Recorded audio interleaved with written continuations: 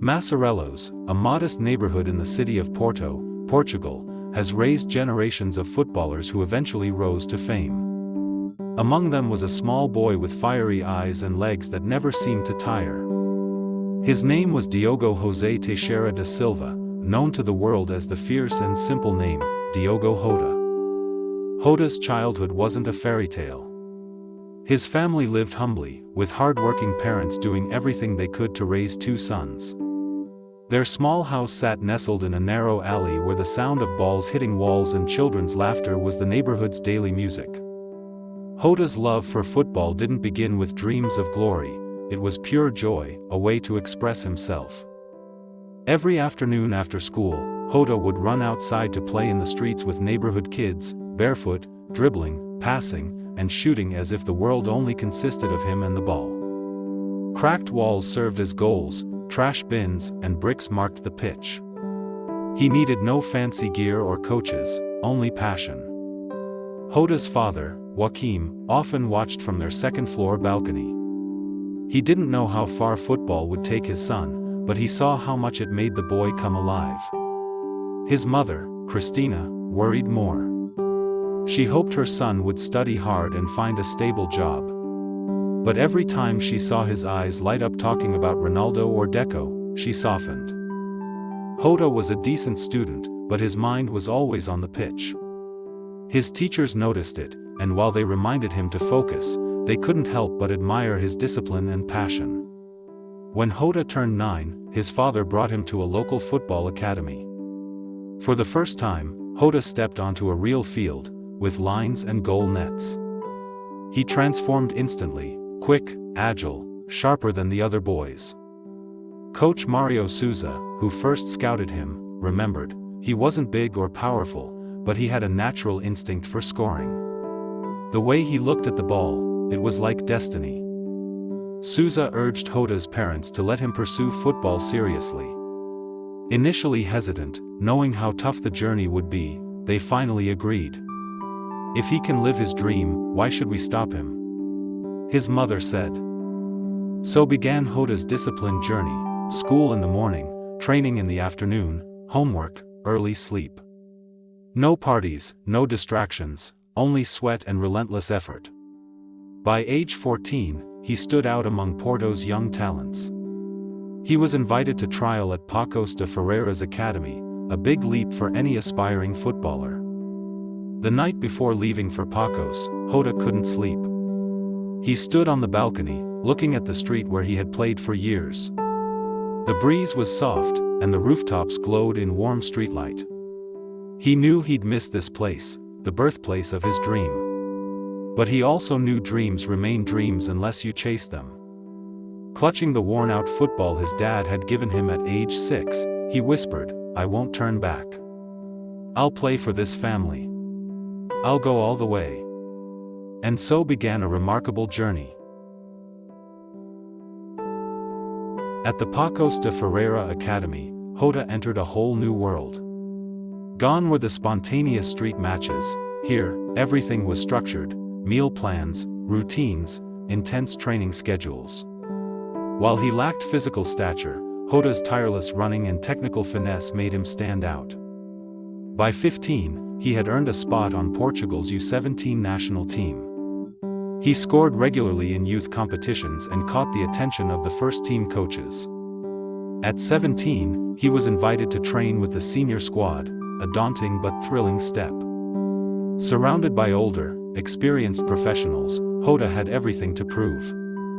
He seized every chance. In a friendly match, he came off the bench and scored twice in 15 minutes. The coach couldn't ignore him. On October 19, 2014, Diogo Jota made his professional debut in the Primeira Liga at just 17. A year later, he became the youngest scorer in the club's history in Portugal's top flight. His name began appearing in newspapers as one of the country's brightest prospects. In 2016, Atlético Madrid surprised many by signing Jota. It was a major step up, from a mid-tier Portuguese club to a La Liga giant that had recently reached the Champions League final. But the joy was short-lived. Jota soon realized that at Atletico, playing time was scarce.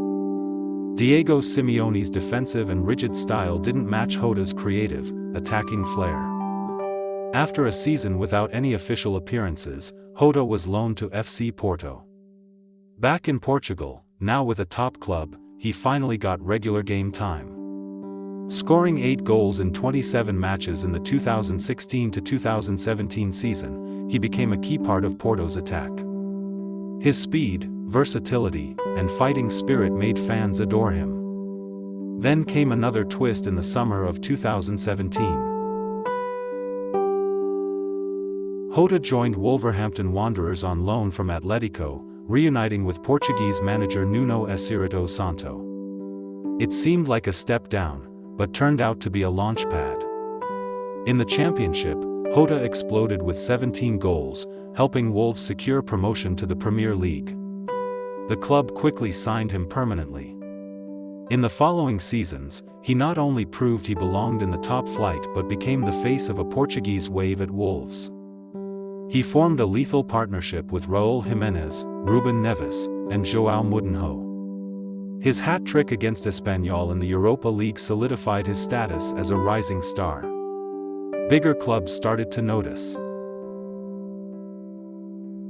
In September 2020, Liverpool signed Diogo Jota for over £40 million. It was a monumental leap, from a promising talent to a squad member of one of the world's best teams, alongside Sulla, Maine, and Firmino. Skeptics questioned whether Jota could break into such a star-studded lineup. But in his debut, he scored against Arsenal, kicking off a brilliant run. Jota brought energy, pressing intensity, and lethal finishing to Klopp's side. Despite a mid-season injury, he scored 13 goals in his first season. Every time he played, he looked like a coiled spring, ready to explode in the box. But glory comes with hardship. In December 2020, Jota suffered a knee injury in a Champions League match against Midtjylland. He missed over 3 months of action, a tough period mentally and physically.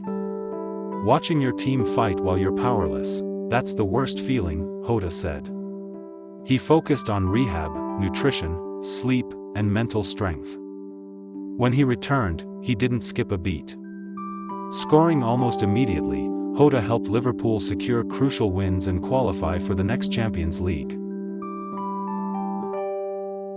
Jota made his senior debut for Portugal in 2019 and scored his first goal in 2020 against Croatia. At Euro 2020, he played alongside Cristiano Ronaldo and Bernardo Silva. Though Portugal exited in the round of 16, Jota contributed with a goal and an assist. He remained a key figure in World Cup qualifiers and the Nations League. Coach Fernando Santos valued his discipline, versatility, and tactical intelligence. Off the pitch, Jota is reserved and humble. No lavish parties or wild headlines, just time with family and another passion, gaming. He is a top FIFA player, once ranked number 1 globally in FIFA Ultimate Team during an injury break. He even launched his own esports team, Diogo Jota Esports. In interviews, he credits his wife and son for grounding him. "They're my foundation. When football gets tough, I always have a home to return to." Jota is not just a footballer. He's a symbol of resilience, perseverance, and modern professionalism. From a barefoot street player in Massarelos to a star under the Anfield lights, his journey answers one clear question. Who is Diogo Jota? A warrior. A football artist. A man for the modern game.